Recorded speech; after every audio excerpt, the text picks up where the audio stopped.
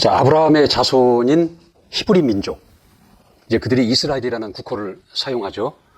근데 그들이 가야 할 최종 목적지는 가나안 땅입니다. 하나님이 그들에게 주시겠다고 약속하신 가나안 땅이 그들의 최종 목적지입니다. 우리 성경에서 우리 확인을 한번 해보도록 하겠습니다. 출애굽기 3장 7절 8절. 출애굽기 3장 7절 8절. 자, 우리 같이 합독하시겠습니다. 시작. 여호와께서 가라사대 내가 애굽에 있는 내 백성의 고통을 정령이 보고 그들이 그 간역자로 인하여 부르짖음을 듣고 그 우고를 알고 내가 내려와서 그들을 애굽인의 손에서 건져내고 그들을 그 땅에서 인도하여 아름답고 광대한 땅, 젖과 꿀이 흐르는 땅, 곧 가나안 족속, 헷 족속, 아모리 족속, 브리스 족속, 히위 족속, 여부스 족속의 지방에 이르려 하노라. 이렇게 하나님께서 이들을 이끌어내셔서 이 땅에 가게 하시겠다라고 약속을 하십니다. 이들의 최종 목적지는 지금 광야가 아니라 가나안 땅이라는 거죠. 이게 출애굽기와 레위기의 그 이야기는 하나님이 약속하신 그 땅을 향하여 출발하기 전 광야 시내산에서 1년 동안 머물면서 하나님과 계약을 맺고 하나님의 계시하신 성막을 짓고 하나님으로부터 율법을 계시받는, 그래서 하나님의 백성으로 살아가는 준비를 하는 과정입니다. 그것을 기록한 책이 출애굽기와 레위기예요. 그러니까 그들이 출애굽하기 전에는 그들의 왕은 바로였어요. 애굽 왕 바로였다라는 거죠. 그들의 신분은 이 바로의 종이었습니다. 그리고 그들은 애굽의 법을 지키고 애굽의 풍습을 따랐던 자들이죠. 자, 그들이 이 홍해를 건넙니다. 그러니까 홍해에서 침례를 받는 거예요. 그러므로 인해서 이들이 이제 하나님이 이들의 왕이 됩니다. 하나님이 이들의 왕이 된다라는 거죠. 이제 이들은 바로의 종이 아니라 하나님의 백성이 됩니다. 그리고 이들이 애굽의 법이나 애굽의 풍습을 쫓는 자가 아니라 하나님이 계시하신 율법, 명령과 규례와 법도라고 말씀드렸죠. 율법을 지키는 자들이 된다는 거죠. 이들은 새로운 정체성과 새로운 법으로 살아가는 자들이 된 겁니다. 하나님의 백성이 되고 하나님이 그들의 왕이 되시고 하나님이 계시하신 율법을 쫓아 사는 자들, 하나님의 백성으로 살 수 있도록 준비하는 과정이 출애굽기와 레위기의 내용이라는 거죠. 이걸 오늘날 우리에게로 적용을 해보면 우리는 예수 믿기 전, 침례받기 전 이 마귀의 종로로 타던 자들이었습니다. 이 진노의 자식이었어요. 하나님의 입장에서 볼 때 진노의 자식이었다는 거죠. 그리고 사망과 저주 아래 있었던 자들입니다. 그러나 우리가 침례를 받음으로 마귀의 종이 아니라 하나님의 자녀가 됩니다. 진노의 자식이 아니라 하나님의 자녀가 된다는 거죠. 그리고 이 생명과 복을 받은 자가 된 겁니다. 그리고 우리가 이전에는 어둠 가운데 있었어요. 그러나 이제는 빛 가운데 있는 자가 되었다는 거죠. 그러니까 예수를 믿고 침례를 받음으로 인해서 우리의 정체성이 새롭게 변화가 된 겁니다. 이 출애굽기와 그 레위기의 이야기가 이제 하나님의 백성으로서 살아갈 준비를 하는 과정이었다면 이제 민수기는 이 하나님이 이들에게 약속하신 땅을 향해서 출발하기 위한 본격적인 준비에 관한 이야기고, 이제 출발을 해서 가는 과정에 그들의 불순종과 그들의 불신앙과 그들의 불평과 불만으로 인해서 그들이 광야에서 당하는 고통의 이야기, 고난의 이야기, 결국 그들이 다 죽고 세대가 교체되고 지도자도 모세에서 여호수아로 교체되는 이야기, 그리고 이제 2세대, 광야에서 출생한 2세대를 중심으로 다시 출발을 준비하는 이야기가 민수기의 이야기입니다. 출애굽기, 레위기에 계속 이어지는 거예요. 민수기는 그 연장선상에 있다라는 거죠. 자, 그다음에 첫 번째 내용이 뭐냐면 인구조사를 하는 걸로 시작됩니다. 인구조사. 전쟁에 나갈 수 있는 20살 이상의 남자를 조사를 합니다. 인구조사를 한다는 것은 뭐냐면 지금까지 이들은 애굽에서 나와서 아무런 준비 없이 나온 난민과도 같은 자들이었어요. 그러니까 이들이 인구조사를 통해서 조직을 갖추고자 하는 겁니다. 역할을 분담하고자 한다는 거죠.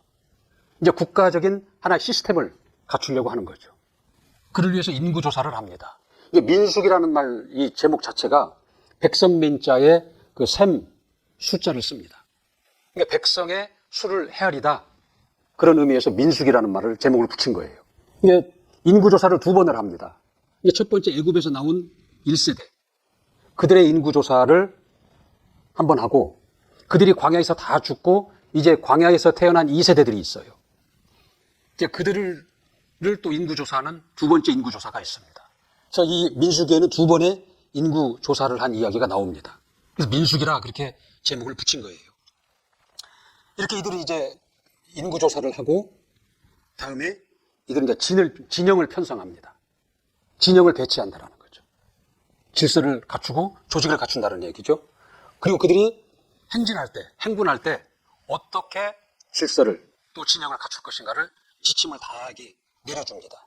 근데 진영을 갖추는 데 보면은 그 유다 지파가 으뜸 지파가 되는 거예요. 그래서 유다 지파가 이 성막의 동쪽에 진을 칩니다. 그리고 나머지 지파들이 성막을 중심으로 진을 치도록 다 그것을 지침을 내려줍니다. 그리고 행군할 때에도, 이제 행진할 때에도 유다 지파가 맨 앞서게 합니다. 그리고 그 다음에 어느 지파가 그 다음 순서를 이루도록 지침을 내려준다는 거죠. 그리고 한 가운데에는 성막이 자리하게끔 한다는, 성막이 자리에서 행진하도록 한다는 거죠. 그러니까 이건 무엇을 얘기하냐면 이스라엘의 중심에는 하나님이 계시다라는 것을 얘기하고 있는 것입니다. 그래서 이 진영을 보면은 이 가운데에 이 성막이 있습니다. 가운데 성막이 있고 이 진이 또 둘러집니다. 여기는 일반 백성들이 거하는 것이에요. 안전지대, 깨끗한 곳이다라는 거죠. 이 성막은 하나님이 계시는 거룩한 곳이다라는 거죠. 이 진 밖이 또 있습니다. 여기는 부정한 곳이에요. 위험한 곳이다라는 거죠. 이게 진이 이렇게 세 영역으로 나눠져 있어요. 이걸 보면 하나님의 그 거룩하심, 하나님의 그 구별하심, 그 하나님의 그 질서의 성품을 우리는 여기서 엿볼 수가 있는 것입니다. 자, 이렇게 하나님은 그 진영을 배치하고 또 행진할 때에 어떠한 순서로 어떻게 나아가야 할 것인가에 대한 지침을 모세를 통해서 내려주십니다. 그리고 이제 계속해서 지침을 내리는데 성막을 담당하는 레위 자손들의 역할을 또 구체적으로 그 지침을 내리시고, 근데 부정한 사람이 생겼을 때 그들을 어떻게 처리할 것인가, 그들에 대한 처리 지침이 또 나오죠. 그다음에 나시린에 관한 지침이 나오죠. 나시린이 뭐냐? 처음 듣는 용어일 텐데, 이게 나시린은 그 히브리 그 원어로 본다면 그 성된 자, 구분된 자, 그런 뜻이라고 합니다. 이게 나시린은 뭐냐면 하나님께 드려진 자예요. 이게 사무엘의 어머니 한나가 자식이 없어 하나님께 기도할 때 이렇게 기도를 합니다. 하나님이 저에게 자식을 주시면 내가 그것을 그 아들을 하나님께 드리겠나이다. 서원을 한다라는 거죠. 그러니까 태어날 때부터 하나님께 드려진 자, 그게 나시린이에요. 아니면 본인이 나는 나시린으로 살겠습니다라고 서원함으로 나시린이 되기도 한다라는 거죠. 이 나시린에 관한 규정이라는 거죠. 이게 나시린이 되면 일반 사람들과 다르게 나시린이 지켜야 할 법이 또 있다라는 거죠. 그래서 그 나시린에 관한 지침이 나와 있고, 그 다음 비상시에 부는 나팔까지도 그렇게 조목조목 섬세하게, 상세하게 그 지침을 내려주고 있다라는 거죠. 이렇게 인구조사를 해서 조직과 역할 분담을 하고, 또 여러 이 지침들을, 그 진을 편성하고 행진할 때 그 순서를, 질서를 잡도록 또 하고, 또 여러 지침들을 통해서 이제 이들은 하나님의 백성으로서 또 하나의 국가의 조직의 형태를 갖추는 겁니다. 그렇게 준비를 마치고 이제 하나님이 주시겠다고 약속하신 가나안 땅을 향해서 드디어 이들은 출발을 하게 됩니다. 우리 민수기 10장 13절 한번 봅시다. 민수기 10장 13절 시작. 이와 같이 그들이 여호와께서 모세로 명하신 것을 쫓아 진행하기를 시작하였는데, 그랬거든요. 하나님께서 모세를 통해서 계시하신 것들이 있다라는 거죠. 그것을 쫓아 그것을 다 이루고 준비하고 이제 행진을 하나님이 약속하신 땅을 향해서 행진하였다 그 얘기입니다. 이게 모든 것이 배운 대로 모든 것이 지침된 대로 준비되고 질서 정연하게 이제 출발하는 그 내용이 이 내용입니다.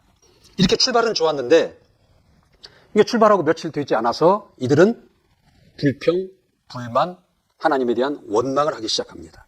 그러니까 이들은 이 출애굽할 때로부터 그동안 하나님의 이적을 수없이 봐왔어요. 하나님의 은혜를 수없이 입었다라는 거죠. 그걸 체험을 했는데도 그들의 환경이 힘들어요. 광야라는 환경. 그리고 물이 부족해요. 그리고 먹을 것이 좋지 않다라는 거죠. 이런 것으로 인해서 하나님을 향하여, 모세를 향해서 불만하고 불평하고 원망한다라는 거죠. 모세는 하나님이 세우신 지도자예요. 모세에게 한 것은 하나님에게 한 것이 된다라는 거죠. 이들은 하나님에 대해서 먹을 것이 없다, 마실 물이 없다, 환경이 너무 어렵다, 불평, 불만, 원망을 한다라는 거죠. 이런 것은 뭐냐면 하나님을 신뢰하지 못하는 것이다라는 거죠. 불신앙에서 나오는 것이다라는 거죠. 이 불평, 불만, 원망은 이 부정적인 동기가 돼요. 그리고 이 민수기 전체를 흐르고 있다라는 거죠. 그래서 그 결과로 인해서 이들이 어려움을 당합니다. 우리도 오늘날 보면은 그렇잖아요. 우리 앞에 근심거리, 시험거리가 우리 앞에 닥쳐올 때 우리는 어떠한 반응을 할까요? 우리는 그것에 대한 생각을 합니다. 그것에 대해서 말을 한다라는 거죠. 그것에 대한 믿음을 우리는 은연중에 표출을 합니다. 그래서 그 시험거리, 두려운 일, 걱정거리가 생기면 부정적인 생각을 하고 부정적인 말을 하고 그것에 대한 부정적인 믿음을 갖는다라는 거죠. 그래서 그 결과가 내가 생각한 대로, 말한 대로, 믿음대로 그 결과를 우리는 그 열매로 가지게 된다라는 거죠. 불신자나 아니면 신자나 공이 적용되는 법칙이 있어요. 생각대로 된다라는 거죠. 말한 대로 된다라는 거죠. 믿음대로 된다라는 것입니다. 근데 이들이 그 어려운 환경과 물이 부족한 것과 또 먹을 것이 부족한 것에 대한 불평, 불만, 두려움, 그 생각과 그 말과 그 믿음이 결국은 이들이 이 광야에서 어려움을 당한다라는 거죠. 그들의 생각대로, 그들의 그 말대로, 그들의 믿음대로 그 열매를 거두게 된다라는 겁니다. 우리는 이 생각과 이런 환경에서 오는 그 감정 반응이 있잖아요. 이걸 내버려 둬서는 안 되는 겁니다. 우리가 그것을 통제해야 된다는 거죠. 그러니까 우리는 그 하나님의 약속을 따라서, 하나님의 말씀을 따라서, 하나님으로부터 우리가 받은 그 정체성을 따라서 생각하고 말하고 믿어야 된다는 거예요. 그래야 우리에게 하나님의 그 약속이, 뜻된 약속이 이루어지고 하나님의 영광을 볼 수 있다는 것입니다. 이제 이 민수기 전체의 불평, 불만, 두려움의 생각과 말과 그들의 그 믿음이 부정적인 동기가 되어가지고 계속 이들은 어려움을 당하게 됩니다. 그래서 이런 자들에게 하나님 어떻게 해요? 불을 내리신다라는 거죠. 이 불을 내리셔서 경고를 하셨는데도 여전히 고기가 먹고 싶다. 어째서 우리를 이 애굽에서 이곳까지 끌어내서 우리를 이렇게 고통스럽게 하고 힘들게 하고 먹고 싶은 것을 못 먹게 하느냐. 이런 불평과 불만을 계속하고 있다는 거죠. 그러니까 이들은 완전히 출애굽을 한 것이 아니에요. 그러니까 애굽과 이 광야에서 나온 그 애굽의 백성으로서, 바로의 종으로서, 하나님의 백성으로서 양다리를 걸치고 있는 거예요. 이쪽에서 완전히 장사 지내고 하나님의 백성으로 옮겨와야 되고 하나님께 속해야 되는데 아직도 그 미련이 있다라는 거죠. 이 미련이 끝날 때까지 이들은 고통을 받을 수밖에 없는 거예요. 완전히 하나님께 속할 때까지, 하나님의 백성이 될 때까지, 하나님이 주신 그 정체성으로 완전히 옮겨질 때까지 이들은 어려움을 당할 수밖에 없다라는 거죠. 근데 우리가 가장 그 악한 영들에게 그 타깃이 되는 상태는 뭐냐면 경계에 있는 거. 하나님께 속한 것도 아니고 그렇다고 세상에 속한 것도 아니고 믿는 것도 아니고 안 믿는 것도 아니고 그 경계에 있을 때 가장 악한 영들의 그에 당하는, 어려움을 당하는 그런 경우라는 것입니다. 이들도 지금 완전히 애굽에 속한 것도 아니고 하나님께 속한 것도 아니고 양다리를 걸치고 경계에 있는 거예요. 하나님은 그것을 계속 고통을 통해서 훈련을 시키는 겁니다. 이제 모세도 이 감사할 줄도 모르고 이 불평과 불만만 늘어놓고 원망하는 이들을 보고 모세도 지치는 거예요. 그래서 하나님께 차라리 내가 죽었으면 좋겠다라고 하나님께 이제 푸념을 합니다. 근데 하나님께서 결국은 고기를 먹고 싶다는 그들에게 메추라기를 내려주시고 이제 70명의 장로를 이제 세워서 모세의 그 짐을 덜어주십니다. 근데 이번에는 이제 그 모세의 형 아론, 그의 누나 미리암이 모세를 비난을 한다는. 그들이 비록 형이요 누나지만 그 모세를 비난하는 것은 뭐냐면 하나님에 대한 도전인 것이죠. 이게 하나님은 그래서 그 누나 미리암을 문둥병에 걸리게 하셔요. 그리고 모세의 기도를 통해서 그 문둥병을 고침받게 한다라는 거죠. 그렇게 하면서 모세의 권위를 하나님께서 세워주시는 이야기가 또 나오죠. 그리고 그들이 이제 행진하면서 가데스라는 곳에 도착합니다. 이제 가데스에 도착을 해서 이제 그 가나안 땅, 들어가야 할 그 가나안 땅을 정탐하게 하죠. 이스라엘에 12지파가 있는데 각 지파에서 한 명씩을 뽑아서 12명을 이제 가나안 땅에 들여보내서 40일 동안 정탐을 하게 합니다. 그리고 정탐을 하고 이제 돌아왔는데 그 정탐을 하고 돌아와서 그들이 이제 모세와 백성들 앞에서 그 내용을 이제 보고합니다. 근데 여호수아와 갈렙을 빼놓고 나머지 10명은 아주 겁에 바짝 질려서 이제 돌아옵니다. 그래서 우리 스스로 그들 앞에 우리는 메뚜기와 같은 존재다. 우리는 그들 앞에 당할 수밖에 없다. 죽을 수밖에 없다라는 그 내용을 보고를 합니다. 그 여호수아와 갈렙은 그러할지라도 하나님이 저들을 우리에게 붙여주셨기 때문에 우리가 능히 극복하고 그 땅을 차지할 수 있다라고 이제 보고를 합니다. 그 내용이 우리 한번 보도록 할까요? 민수기 13장 31절. 민수기 13장 31절. 이 10명이 그 부정적인 보고를 한 사람들의 그 보고 내용입니다. 시작. 그와 함께 올라갔던 사람들은 가로되 우리는 능히 올라가서 그 백성을 치지 못하리라. 그들은 우리보다 강하니라 하고 이스라엘 자손 앞에서 그 탐지한 땅을 악평하여 가로되 우리가 두루 다니며 탐지한 땅은 그 거민을 삼키는 땅이요 거기서 본 모든 백성은 신장이 장대한 자들이며 거기서 또 네페렘의 후손 아낙 자손 대장부들을 보았으니 우리는 스스로 보기에도 메뚜기 같으니 그들의 보기에도 그와 같을 것이니라. 두려움을 보고하고 할 수 없는 부정적인 것을 보고한다는 거죠. 그럼 그들의 얘기를 듣고 나머지 이스라엘 백성들이 두려움에 휩싸입니다. 소요를 일으키기 시작한다는 거예요. 두려움 때문에. 그런데 똑같은 것을 보고 왔는데 여호수아와 갈렙의 보고 내용은 다르다라는 거죠. 우리 14장 6절 9절 한번 볼까요? 민수기 14장 6절부터 9절까지. 시작. 그 땅을 탐지한 자 중 눈의 아들 여호수아와 여분네의 아들 갈렙이 그 옷을 찢고 이스라엘 자손의 온 회중에게 일러 가로되 우리가 두루 다니며 탐지한 땅은 심히 아름다운 땅이라. 여호와께서 우리를 기뻐하시면 우리를 그 땅으로 인도하여 들이시고 그 땅을 우리에게 주시리라. 이는 과연 젖과 꿀이 흐르는 땅이니라. 오직 여호와를 거역하지 말라. 또 그 땅 백성들을 두려워하지 말라. 그들은 우리의 밥이라. 그들의 보호자는 그들을 떠났고 여호와는 우리와 함께 하시느니라. 그들을 두려워 말라 하나. 10절에 뭐라고 그랬어요? 온 회중이 그들을 돌로 치려 하는 동시에. 그러니까 이 10명의 부정적인 보고를 한 자들의 얘기를 듣고 이 백성들이 이제 소요를 일으키고 오히려 모세와 그 지도자들을 이제 돌로 쳐 죽이려고 한다는 거죠. 그러면서 이들이 어떤 불평을 하냐면 우리가 애굽 땅에서 그냥 죽었으면 더 나았을 것이다. 아니면 이 광야에서 죽는 것이 낫겠다. 왜 우리를 그곳에 끌어들여서 그들의 칼에 의해서 우리를 죽게 만드느냐. 그런 불평과 불만과 두려움을 토로합니다. 14장에 그 내용이 나옵니다. 민수기 14장 2절 3절 보세요. 2절 3절 14장 2절 3절 시작. 이스라엘 자손이 다 모세와 아론을 원망하며 온 회중이 그들에게 이르되 우리가 애굽 땅에서 죽었거나 이 광야에서 죽었다면 좋았을 것을 어찌하여 우리가 우리를 그 땅으로 인도하여 칼에 망하게 하는구. 우리 처자가 사로잡히리니 애굽으로 돌아가는 것이 낫지 아니하냐. 이렇게 반응을 보인다라는 거죠.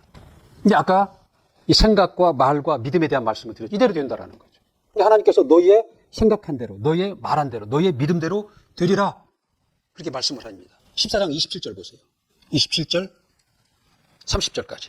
27절부터 3절까지, 30절까지 시작. 나를 원망하는 이 악한 회중을 내가 어느 때까지 참으랴. 이스라엘 자손이 나를 향하여 원망하는 바, 그 원망하는 말을 내가 들었노라. 그들에게 이르기를 여호와의 말씀에 나의 삶을 가리켜 맹세하노라. 너희 말이 내 귀에 들린 대로 내가 너희에게 행하리니 너희 시체가 이 광야에 엎드려질 것이라. 너희 20세 이상으로 계수함을 받은 자 곧 나를 원망하는 자의 전부가 여분네의 아들 갈렙과 눈의 아들 여호수아 외에는 내가 맹세하여 너희로 거하게 하리라 한 땅에 결단코 들어가지 못하리라. 근데 너희 말과 너희 생각과 너희 믿음대로 광야에서 다 죽을 것이다. 그리고 이제 40일간을 정탐을 했는데 그 하루를 1년으로 계산해서 40년 동안을 그들을 고난을 받게 하신다라는 거죠. 결국 10명의 정탐꾼은 그 자리에서 다 죽죠. 그리고 결국은 어떻게 돼요? 1세대. 출애굽해서 광야에 나온 1세대. 그 당시 인구조사할 때 20살 이상이 된 자들은 다 죽게 된다는 거죠. 하나님 말씀하신 대로 그들이 믿음대로 말한 대로 생각한 대로 광야에서 다 그들은 죽게 된다는 거죠. 그러니까 이스라엘 백성들은 분명히 하나님의 약속을 받고 나왔어요. 가나안 땅을 너에게 주리라. 하나님의 약속이 있었다는 거죠. 그러나 이들은 그 약속에 반응하지 않고 눈에 보이는 현실에 반응을 했다는 거죠. 그 현실을 바라보고 두려움을 갖고 원망을 하고 불평을 하고 불만을 했다는 거죠. 그러니까 10명의 정탐꾼의 말이 맞아요. 객관적이고 사실적이다라는 거죠. 근데 그들은 하나님의 약속대로 반응하지 않고 그들이 본대로 객관적인 사실대로 반응을 한 자들이고 여호수아와 갈렙은 하나님의 약속에 반응을 한 자들입니다. 비록 그것이 객관적이고 사실일지라도 하나님의 약속이 있다. 하나님이 우리와 함께 하신다. 우리는 능히 그래서 그 땅을 차지할 수 있다. 이렇게 반응을 한 것이다라는 거죠. 우리가 아무리 하나님의 복된 약속을 받았다 할지라도 현실을 보고 반응하고 그것 때문에 두려워하고 그것에 불평, 불만할 때는 그 약속이 우리에게서 이루어지지 않는 겁니다. 현실이 그러할지라도 하나님의 약속을 우선하고 그 약속에 반응하고 그 약속을 따라 생각하고 말하고 믿음을 갖는 자에게서 그 복된 약속이 이루어진다는 것을 보여주고 있는 것입니다.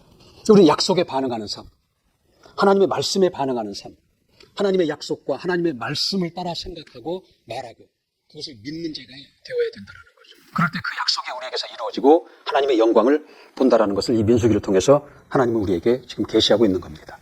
이렇게 해서 이들은 1세대는 다 광야에서 거기서 다 이제 죽어요.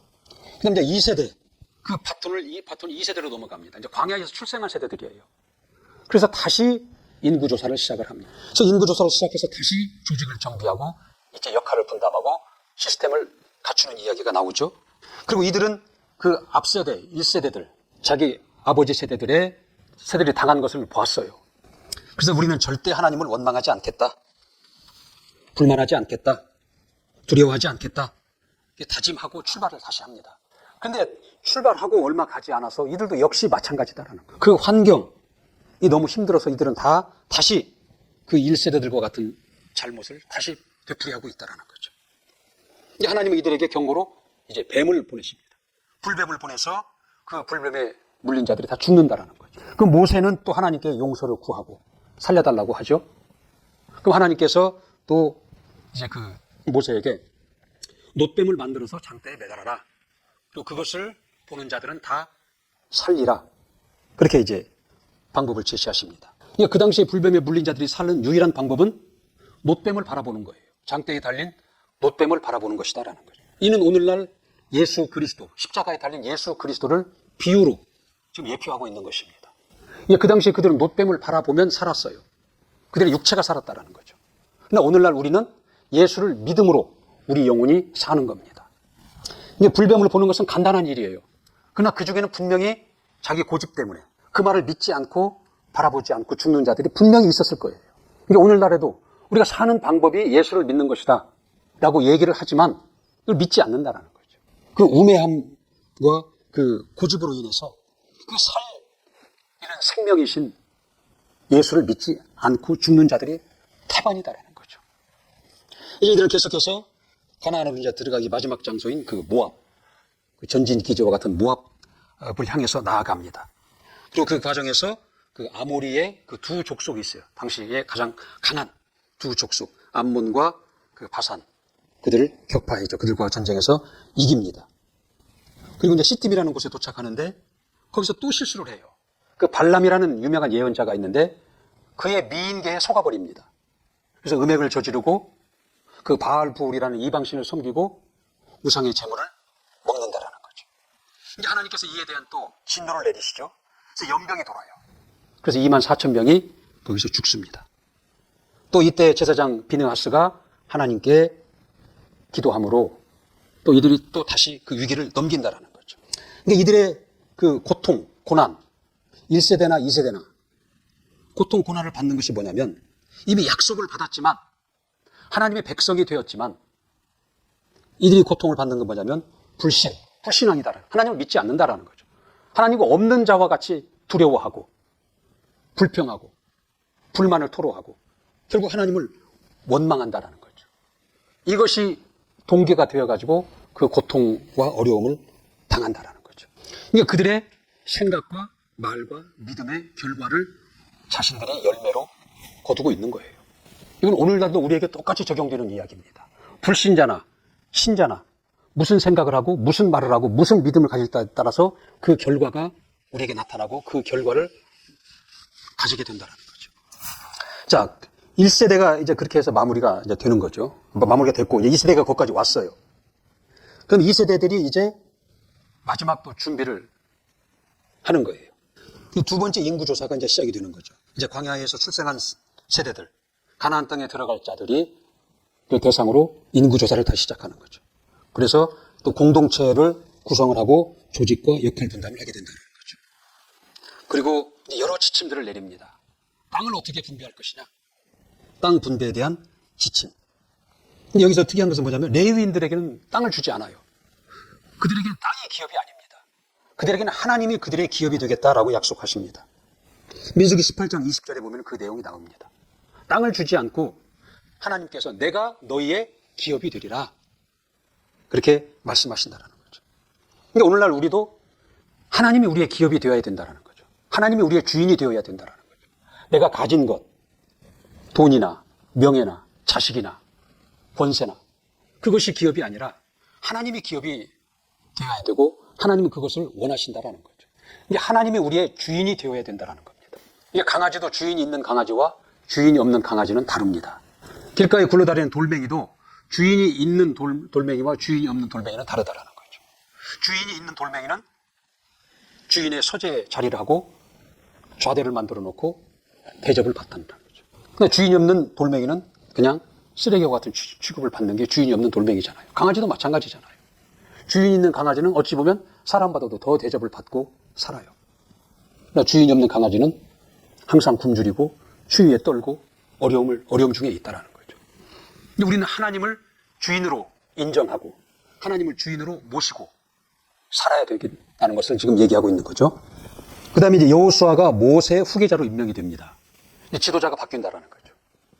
이게 세대가 바뀌었죠. 1세대에서 2세대로 바통이 넘어갔고 지도자도 모세에서 여호수아로 바뀝니다. 교체가 이루어지는 겁니다.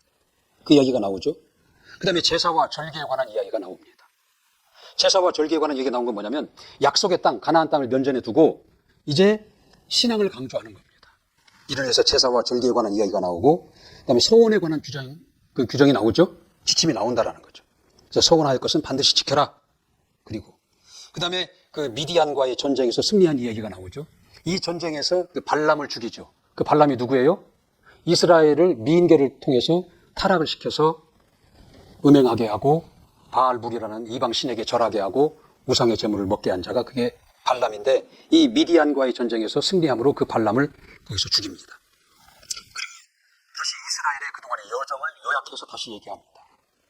그러니까 애굽에서부터 시내산까지의 여정, 그다음에 시내산에서 가데스까지의 여정, 그리고 거기서 정탐꾼의 그 잘못된 보고로 인한 그 현실에 하나님의 약속보다도 현실에 반응을 한 그 정탐꾼의 그 보고로 인한 불신, 원망, 불만 이로 인해서 거기서 38년 동안 징계를 받고 어려움을 당하고 죽죠.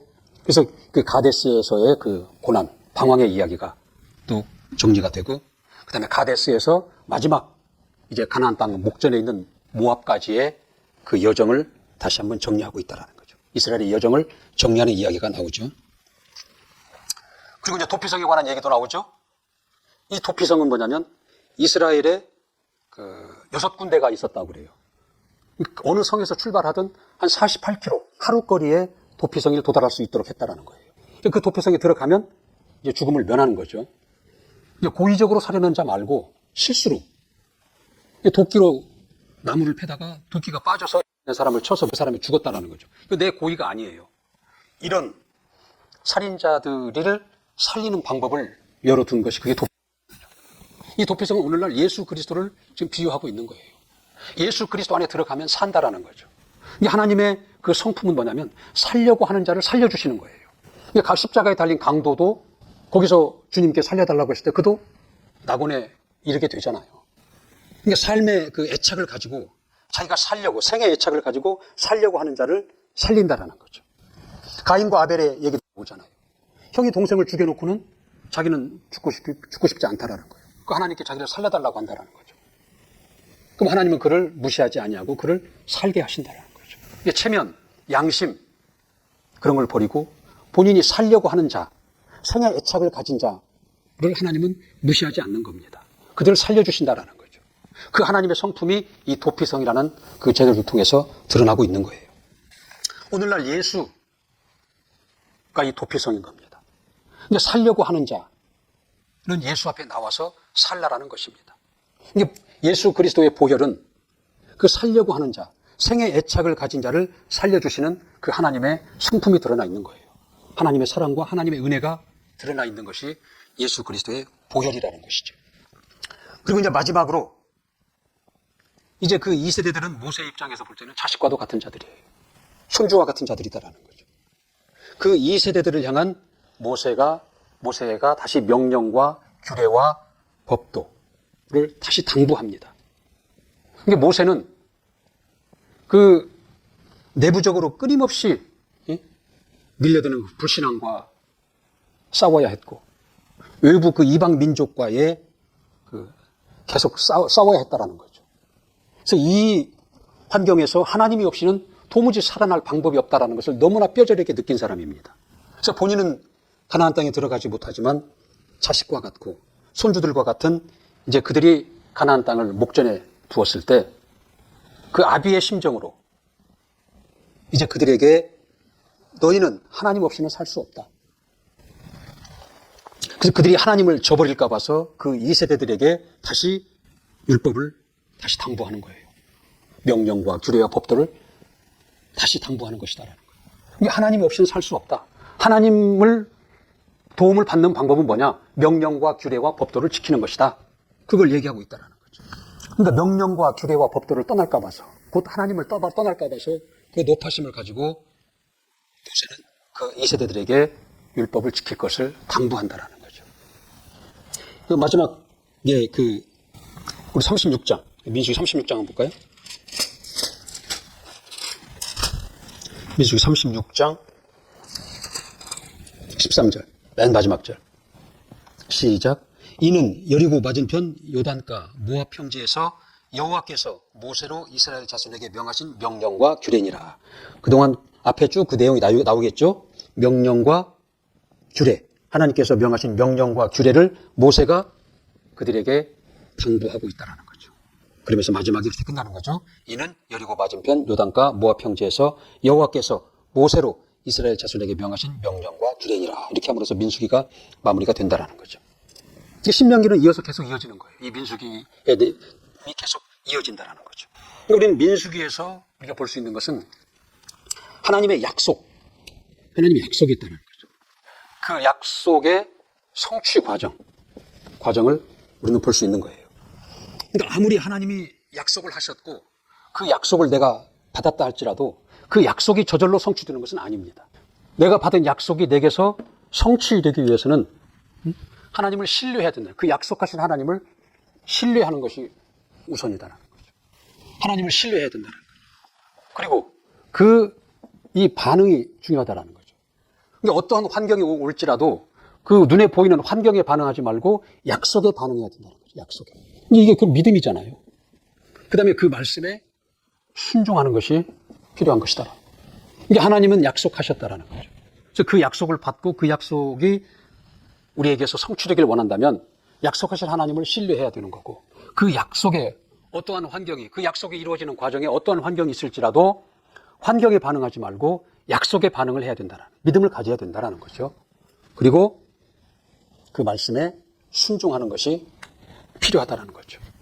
그래서 우리는 그 민수기를 통해서 약속과 그 약속이 이루어지는 과정을 우리는 볼 수 있는 것입니다. 자, 민수기 오늘 여기까지 하도록 하겠습니다.